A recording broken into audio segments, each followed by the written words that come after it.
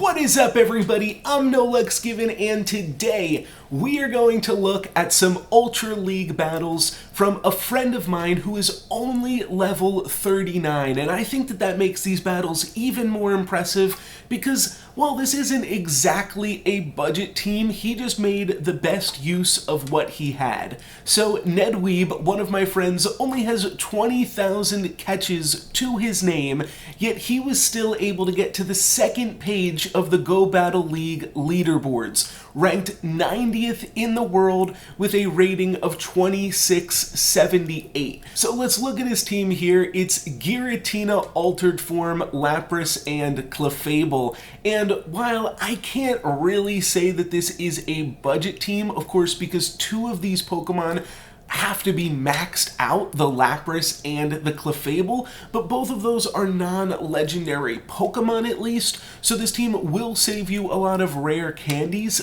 Some players might have to walk a Lapras or something if they didn't participate in Lapras Raid Day, but you can also get these Pokemon lucky, potentially, which would obviously decrease the amount of Stardust that you have to use a lot as well. And while this might not seem exactly like a budget team, Nedwieb did know that he wanted to play in the Ultra League. That's going to cost some resources regardless here, but there were some other Pokemon that he mentioned to me that he wanted to play. I know that he would love to play Registeel, Cresselia, even Suicune he brought up to me as options, and we might see him play some of those Pokemon in the future, but for right now he just didn't have the rare candies to try to play those teams. So he does have the rare candies into Giratina Altered Form. That is a pretty stock Pokemon for the Ultra League, and even though 100 rare candy unlock that move, level it up a little bit, it might seem a little bit daunting,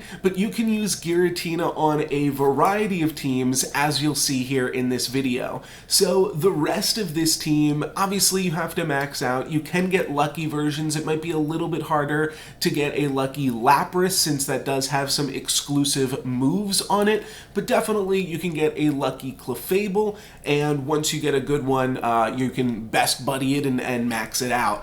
So that's the team, and I want to jump into the games now. So we're going to look at some of Nedwieb's battles as he climbs from 2600 all the way up to 90th place in the world, 2678. First up, he's up against Breezy12345, leading with Gyarados. Gyarados is one of my favorite leads in the Ultra League, one of my favorite Pokemon in the Ultra League. It's a great safe switch as well, and seeing that Gyarados, Nedwieb is going to switch over to Lapras and troll out his opponent's Registeel. Now this is a pretty common tactic for Nedwieb and kind of how he was theory crafting and building this team. Obviously, or at least in my opinion, this team is a little bit weak to Registeel. We have two Pokemon that Registeel counters, and then Giratina isn't really that great against Registeel either. You gotta throw a bunch of Shadow Sneaks, and yeah, you can definitely lose that one. So he's just going to be firing some Surfs off at Registeel, and basically the idea with this team is switch into Lapras, draw the Registeel out, try to surf it down as much as you can, try to deal with the Registeel with some combination of Lapras and Giratina, and then there will be no Registeel for your Cleffable.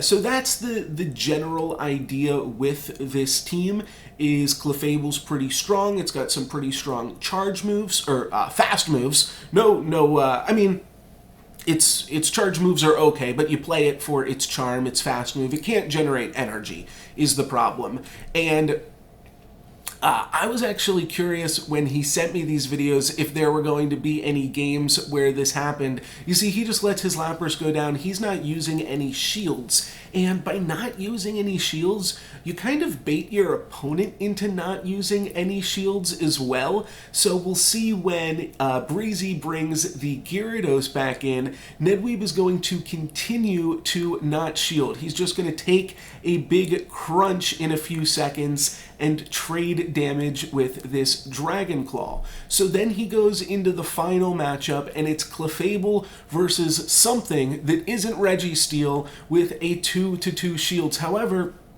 there's no way that his opponent is going to be able to use those two shields. So if it is anything that it is trying to generate energy to use charge moves, it's basically just going to wind up wasting a whole bunch of energy there from whatever his opponent's doing, and also wasting their shields. So he switches into Cleffable with a little bit of health left on that Gyarados, and he should be able to farm this Cleffable down. He's going to go ahead and take the Crunch because it's not very effective, and then he charms down the Gyarados. His opponent could have switched out the Gyarados, and they just concede. So we don't even get to see what his opponent's third Pokemon was, and I couldn't quite remember it in my head, but we know it wasn't Registeel. Maybe it was Giratina or something, but the fact that not really much at all is going to beat Cleffable in the 2-2 shields, because Cleffable just doesn't need the shields. It's basically just a 2-0 shield scenario, and obviously most things are going to win the 2-0 shield. And that's basically what Cleffable does here. This match, we are up against a Registeel lead, so this one will have to play out a little bit different. This time we're going to see Nedwieb utilize his shields, I believe, in order to try to win this mirror matchup and just get this Registeel out of here. The most important thing with this team is generally going to be making sure that your Fairy-type Pokemon, and I mean, this is just the Ultra League in general, making sure if you're using a Fairy-type Pokemon or a Psychic-type Pokemon that isn't Armored Mewtwo, that your Pokemon doesn't line up against your opponent's Steel-type Pokemon.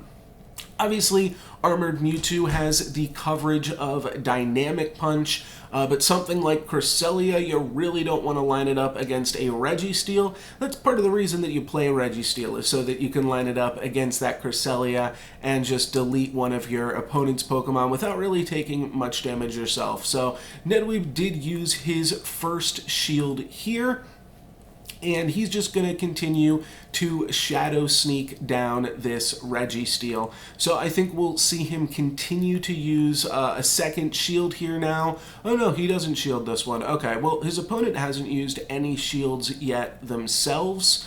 So maybe he's thinking he can hold out for a little bit longer here. Builds up to another Shadow Sneak. Is this one going to draw a shield? I feel like Registeel might start shielding at some point here. We might see a 2-2 battle, a 2-2 shield trade-off, even though they're both in the red still yet. So yeah, there's another shield for Giratina.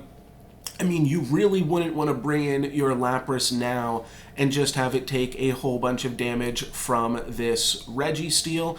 And, oh, he actually gets a farm down. So he's not going to get the Registeel second shield, but now he can Shadow Sneak on this, I assume it's a Cresselia, maybe a Mewtwo, but it's going to take super effective damage regardless here. And yeah, it's a Cresselia, so he at least gets the Shadow Sneak off on that, and then even a Dragon Claw. So not a bad placement here for being down a shield. We've gotten about a third of Cresselia's hit points as well. Obviously, Cresselia has some energy right now, but I think we're feeling pretty good, and we got the Registeel out of the way, so that's pretty important there too. Lapras can definitely take a beating from these Moonblast. Lapras is just so bulky, and yeah, it's going to be able to survive here. So he builds up some extra energy before firing off some Surfs, and just going to try to take this Cresselia down. I think this match is going to be pretty close here, but his opponent switches into Swampert. That is a good matchup for Lapras here now as well. So it looks like he's in a pretty good position, but Cresselia does have a ton of energy, and his opponent does still have a shield, so this is going to be a close matchup, I think. But his opponent switching Swampert into the Lapras is definitely a little bit curious, and his opponent's definitely going to be able to get to a Hydro Cannon pretty quickly here and finish off this Lapras. So Nedwieb goes ahead and switches into Cleffable, but Swampert is just barely going to get this Hydro Cannon off, and that still deals a pretty decent amount of damage to Cleffable here. he doesn't really have to worry about this last shield. If he's just on Cleffable, he can try to get this Cresselia down with this Cleffable. But here comes a Moonblast. Like I said, the Cresselia had a whole bunch of energy. And, oh, it's actually a Future Sight, which lets the Cleffable hang on with just the slightest bit of health there. And then when he goes into Lapras, this winds up being a super close game. As you can see, Cresselia was one fast move away from dying, and there was only about 5 seconds left on the clock as well, but it does get to a Moonblast. It had a lot of energy, and it wins with a shield. So there is one of Nedwieb's losses, but this is a super close loss, so I still wanted to show it. Registeel is just a super tough Pokemon for this team to deal with. You really have to use your shields a lot, but even knowing that, and even with the fact that Nedwieb winds up playing against a Registeel in a majority of his games here, he's still winning a lot of his games. So this team can overcome Registeel, but it's definitely tough and something that you have to watch out for. Now we see his match against Oziko 222, and it is Giratina versus Swampert. So another one of the big four of the format, I'd say: Swampert, Registeel, Cresselia, and Giratina itself. This is a matchup, though, that Giratina wins, and I think Swampert is one of the most common leads in the Ultra League from my experience, so that's why I do really like leading with Giratina in sort of the rock, paper, scissors amalgam there. So he shields, and he does shield the Earthquake, which is pretty good, and then he's going to go ahead and switch to Lapras. Same thing, let's draw out the Registeel. So Registeel shows its ugly head, and he is going to be surfing away. He is still down a shield, though. So this is a little bit tricky, and yeah, I'm not sure exactly how this game is going to go. Like I've been saying, Registeel is just a tough one to deal with. So here comes a Focus Blast, and that is a lot of damage, and we do see a little bit of lag there. I don't think it really mattered, though. The key here, yeah, let's just try to get as much damage onto Registeel as we can. And we are saving that shield as well. So Flash Cannon should come up before this last surf. No, okay, he gets to another surf. So it's a little bit more damage before the Flash Cannon comes out. Maybe the Registeel player just wanted to get a little extra energy to be able to deal with this Giratina. And now that's clearly what they're going for, as they max out to 100 energy before taking the Lapras down. So here comes, yeah, the Flash Cannon on the Lapras, and then we should see a Flash Cannon pretty soon after this Giratina comes in, and it does. So a little bit of over-farming there from Nedwieb, underestimating how much energy the Registeel had exactly, and they wind up CMP tying. So he's not going to tap at all on this Shadow Sneak. That's definitely the right call there. Try to farm it down and make up for that little mistake there. Then the opponent's Giratina switches in, so he brings in the Cleffable, and those shields are not going to save Giratina here.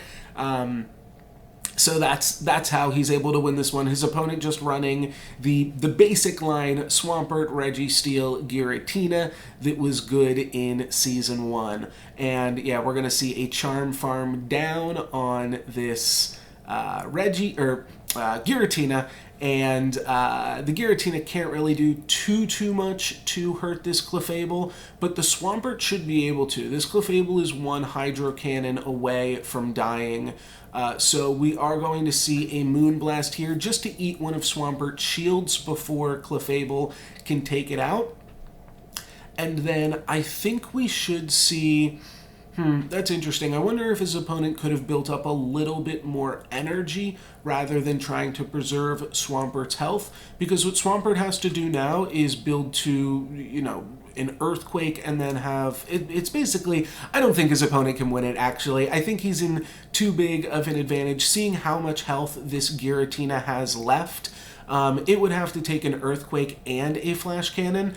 So his opponent does correctly sack swap the Registeel.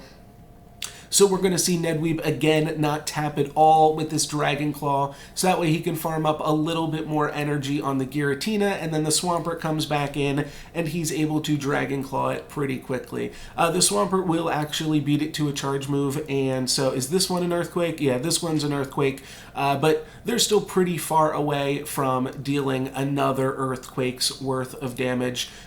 Maybe they could have gotten there with 2 Hydro Cannons, but I think Nedwieb had a pretty solid lead on his opponent. That was mostly generated from the Cleffable against his opponent's Giratina, as he kind of backpedaled and played catch-up after dealing with the Registeel on his opponent's team. For the last game in this first set here, we are going to look at Nedwieb's match against Can Dang, and Can is also using a Registeel as a leading Pokemon. So again, this is going to be a little bit tough here, a little bit of an uphill battle, but Nedwieb is going to use his shields and just try to win this lead. So Shadow Sneakin', we shieldin', same kind of thing as last time. Yeah, both of his remaining 2 Pokemon are pretty bad against Registeel. Lapras takes it down to, like you saw, about 25 to 30% of its health remaining, but Giratina can at least use shields to try to pressure it now that everybody is running Shadow Sneak Giratina. But what you really, I mean, you don't want to play against Registeel at all with this team, in my opinion. But if you have to run into it, I guess it's possibly better to run into it as a lead rather than have it in the back. What you really, really don't want to do with this team, you can't afford to do, is switch into Cleffable and have your opponent counter switch you by switching into their Registeel. So as long as you avoid that, this team definitely has some flexibility for how you can play it. Like, he could switch into Lapras here and then try to surf the Registeel down, but that might even prompt some shield usage from his opponent, just because Registeel does charge its moves relatively quickly and can deal so much damage back to that Lapras. So there's no reason to switch in the other way. And his opponent brings in Giratina Origin Form as the second Pokemon. So Ned has a little bit of a choice here, Cleffable or Lapras, and he decides to bring in the Cleffable. But Giratina Origin Form is still going to deal some damage to a Cleffable. It's definitely better than Giratina Altered Form in that way, because that Shadow Ball is pretty hard hitting, as you can see. But this is what makes Khan's team so good here, is the Escavalier, which I know is a Pokemon a lot of people are talking about and that a lot of teams are weak to in Season 2, especially with Escavalier now being able to threaten Cresselias as well. So Scav is a really good Pokemon, and it's a fighting type, it's a counter user now lined up against this ice type Pokemon. So Lapras is just taking a ton of damage here, and having 2 fighting Pokemon on your opponent's team winds up being really, really rough for this team to deal with.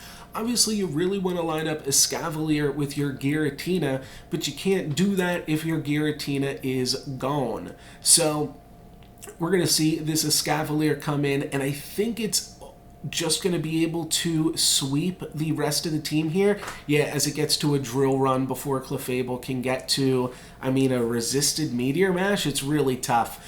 So the Drill Run will take out the Cleffable here, and we do see another loss for Nedwieb off of a double steel team. I don't think double steel teams are super common, but yeah, there you have it. So we can see here now Nedwieb is actually at 26-27, and now that I think about it, there was probably another set in the middle there that got him from around that 26-10 range or 26-15 to this 26-27, but now we're going to see him climb with a 5-0. I'm going to show 4 of the games. That's what he recorded and sent me. The recording was corrupted a little bit, but that's okay. And he's up against a Giratina to lead with, going to switch into Lapras. His opponent matches that switch with a Cresselia, and now that we have two tanky Pokemon, now would be a good time for me to mention that if you want me to do coverage of your games, shoutcast some of your games, there will be a link in the video description where you can fill out a Google form and just link me to your video clips, and I'll do this same kind of rundown. You can leave me with any kind of notes that you want, and yeah, get your videos featured here if you've got some fun battles that you want to show off. So Nedwieb is a friend of mine, and I actually, in seeing how well that he was doing as only a level 39 trainer, I really wanted to showcase his game, so I've been asking him for a while to record some games for me because I think it's pretty impressive what he's able to do with only 20,000 catches, like I said. Rejoining this match here as Lapras and Cresselia trade some blows. They're both really tanky Pokemon, but you know, switching into the Lapras I think is kind of a weird move here until you remember from some of those previous videos how Nedwieb likes to play this team. So if we think about a basic Giratina, Registeel, Swampert team here, if your opponent is leading with Giratina, by switching into Lapras, you guarantee that they then switch into their Registeel. Lapras gets to deal a little bit of damage to it, then you go back into Giratina, finish it off, they bring in their Giratina to finish you off, then you go into Cleffable, farm down the Giratina, and then it's Cleffable versus Swampert in the back. So that's like generally how he wants to try to play this here, and he switches out of the Giratina duo, which he's now back in, so that he has the greatest chance of lining up either his Cleffable or his Lapras up against the Giratina. So he kind of sacrifices this even Ditto in the lead matchup here to try to get a bigger advantage later. Here he winds up being okay. Obviously he's down a shield, but he does have a lot of energy over his opponent's Giratina, so he's able to deal a lot of damage with these Dragon Claws, but I do wonder if he's going to try to switch to the Cleffable again at the end of this, or use this shield. Okay, so he does use this shield to protect from his opponent's Giratina's Dragon Claw, and then he's going to fire off. So this has to get a shield from his opponent, I imagine. Yeah, so that Giratina is going to shield here, and they're staying in it. It's Giratina versus Giratina. Then at the last second, he does switch to the Cleffable. So he's down a shield here, and this is pretty tough, but Cleffable's Charm just deals so much damage, and Swampert doesn't really line up that great against the Giratina either, so I think he should be able to at least get this shield here from the Swampert, while also dealing a lot of damage. I think he survives this Hydro Cannon, but it is going to be close. Yeah, just barely survives the Hydro Cannon, gets to the Moonblast, so that is going to prompt a shield from his opponent. And the main thing here really is just how low this Swampert's health is, and the fact that the Swampert has no way to get to an Earthquake before it dies. So what you can actually do here is just farm the Swampert. You know this is going to be a Hydro Cannon, so you can take it, not that you have a shield, but you take this Hydro Cannon and then you fire off a few more Dragon Claws. They actually switch, not Dragon Claws, Shadow Claws. They switch, so as soon as they hit that switch, you go ahead and fire off a Dragon Claw of your own.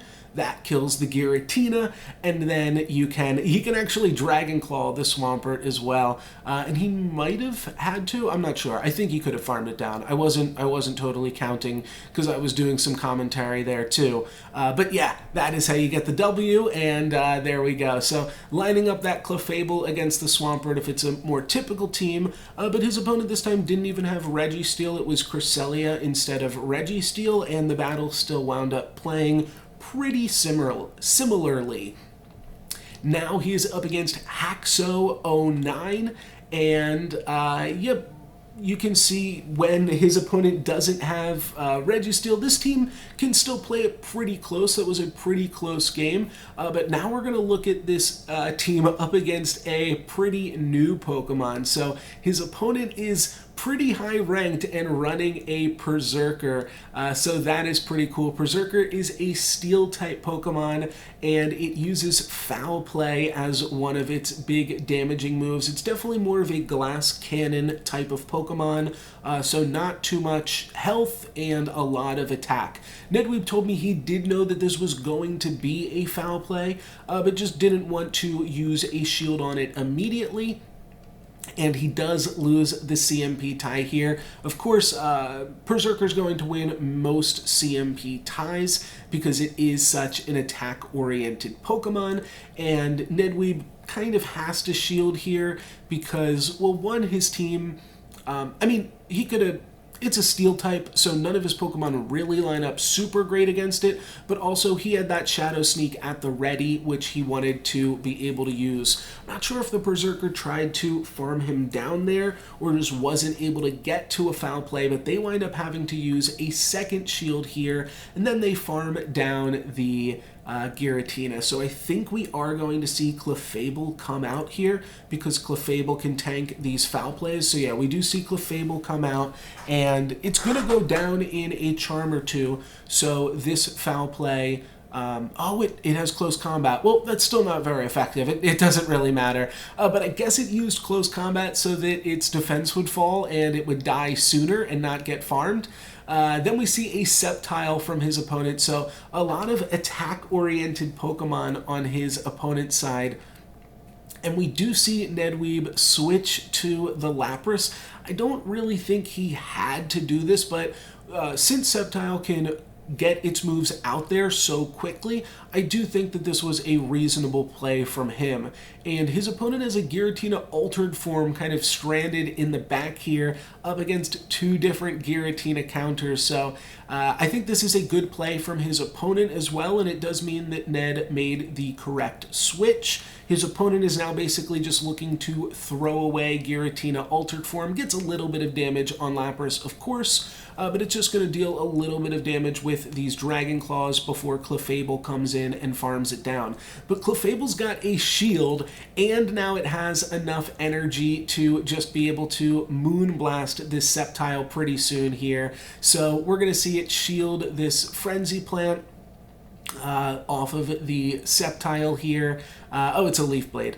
Leaf Blade's also pretty good. So we're going to see a shield on that, and I don't even think we needed this Moonblast. I think it's a little bit of overkill. Definitely the Meteor Mash would have worked too, but there we go, is a Moonblast to finish your opponent's Pokemon off. And that also shows why Nedwieb switched in the first game. Your back two Pokemon are just so good against Giratina that all your opponent can do is hope to line it up against Lapras and get off one Dragon Claw before it dies, and really not dealing too much damage there with a Giratina. So if your opponent has Giratina in the back, if you're facing a lot of that, then this team is really good. Out of the core three, if you're playing against a Giratina, Registeel, Swampert team, if you can face up either against the Swampert as a lead or the Registeel as a lead, that winds up being the best case scenario for you. With the Giratina in the back, you should be able to win a lot of your matches here. So now we see Nedwieb up against Cresselia, and we're just going to be Shadow Sneaking. I imagine we're going to be shielding any Moonblasts that we see here. And I'm not super sure how this one goes here either. I've watched all these videos before, but don't quite remember exactly how they go. And we actually don't see a shield here. Wow, okay. So we're gonna that was like a Owen Wilson wow. Okay. We're gonna see a lot of damage here from the Moonblast, and we're building up to some more Shadow Sneaks. And Cresselia is a really good Pokemon in the Ultra League, but you don't always see it that much when you're at the lower ranks. I'm not sure if in those first 4 battles, did we have any Cresselia in those first 4 battles? And now there's a Cresselia on 2 of the three teams that we've looked at here in this second set. So now the players do decide to trade some shields amongst them.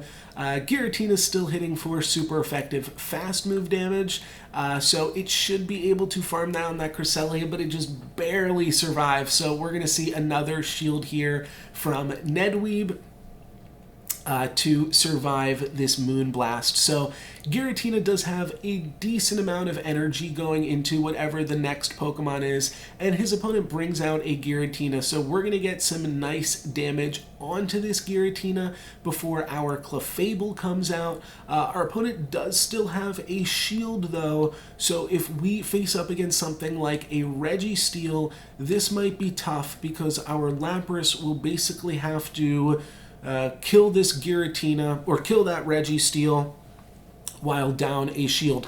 But the Giratina is able to claim that shield before it goes. So that Giratina did a lot of work there, killing the Cresselia and then also taking half of Giratina's health away. And getting rid of that shield was super good. His opponent switches to Swampert, so this is an easy switch to Lapras, and we might even just see a concession here. Now his opponent's going to play it out, at least for a little bit here, but Lapras lines up so good against Swampert.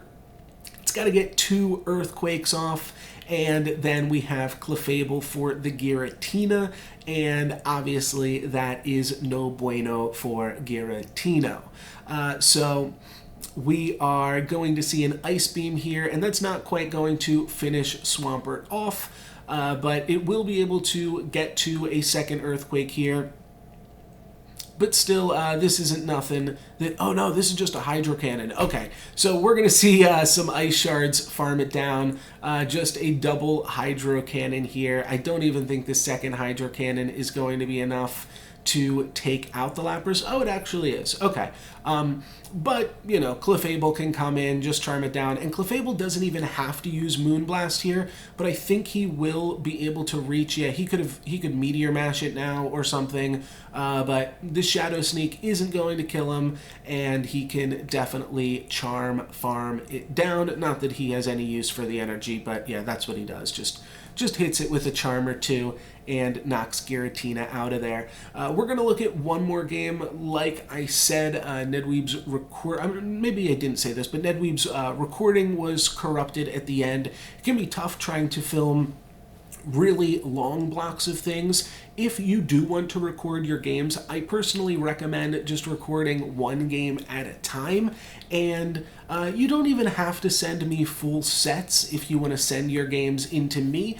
Just some games that show off a variety of different matches, and they can be wins and losses that your team can face. And that's basically all I'm looking for. When you do get those 5-0s, those are super impressive, obviously, but you don't have to. I just know that large file sizes, especially on the iPhone while you are screen recording, can definitely lead to crashes for the recording software there. So this is the last game that we are going to look at, and we are up against another Registeel. So let's end it with a good battle here, guys. Let's see what we can do. Registeel versus Giratina. We already know how Nedwieb wants to play this one, but we don't know what his opponent's team is looking like. And I guess I'll just talk a little bit more about this team, since we've seen this matchup come up so many times. I'm actually running a pretty similar team to this myself right now. It's not exactly the same, but I do really like Giratina as a leading Pokemon, so I think that that is a really good strength of this team. Then I also really like Lapras right now. Like I've said, I think this team is a little bit weak to Registeel for my personal tastes, so I'm actually personally running Giratina, Lapras, Registeel itself, and that way Registeel can potentially win the Ditto matchup against itself. But hey, what do I know? I am not 90th place in the world here. Though Nedwieb does tell me that if he had the Registeel candies and had the Registeel, that he'd also be trying to run it in some capacity. And I think that this is pretty cool that he's able to make do with what he has. One thing that I've kind of toyed around with the idea of, and I haven't quite figured out how I would like to make it work. We see his opponent switch into Giratina. He switches into Cleffable.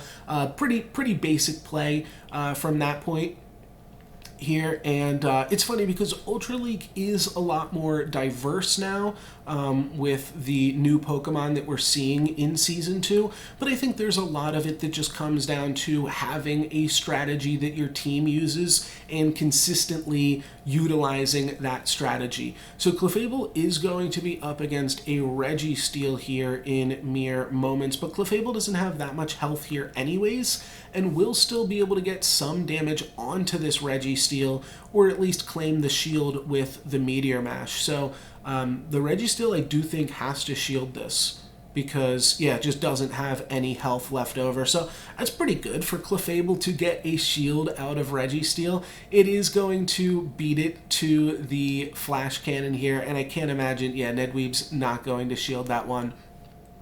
So yeah, Ultra League is a little bit more, I guess rote is the right word, that there are some plays that kind of come up the same every single time. But there's a little bit more variance in it. It's definitely not like Master League, but you can still build a team with a goal in mind for how you want to use it. So now we see Lapras up against Mewtwo. I was kind of talking over some things going on in that battle, but he was trying to farm down the Registeel, who switched out at the last second to try to KO that Giratina and waste all of its energy, but he saw that coming and was able to Shadow Sneak the Mewtwo before the Giratina died. So he's not going to shield this Psy Strike, and that is pretty good here. And with the fact that the Lapras has this shield, this is pretty good for him. And yeah, this winds up being a little bit tougher to take down than a Swampert, but Lapras is just so bulky, it can survive those Psy Strikes. You just want to shield a Dynamic Punch, and this one just winds up being a Psy Strike all the same. His opponent basically has to do that at this point. Try to get to another Psy Strike. They try to catch the Surf on the Registeel, but Nedwieb was prepared for it and then can fire back with an Ice Beam. So that was pretty close. If his opponent got the Sack Swap, that would have been really good. They would have been able to fire another Psy Strike and turn that matchup, but luckily Nedwieb was paying attention, and that's how you get to be 90th in the world as a level 39 trainer. So definitely well done to Nedwieb. Like I said, the file was corrupted, so we aren't going to see that rank up, but he does win his next game and jump up to 2678 here.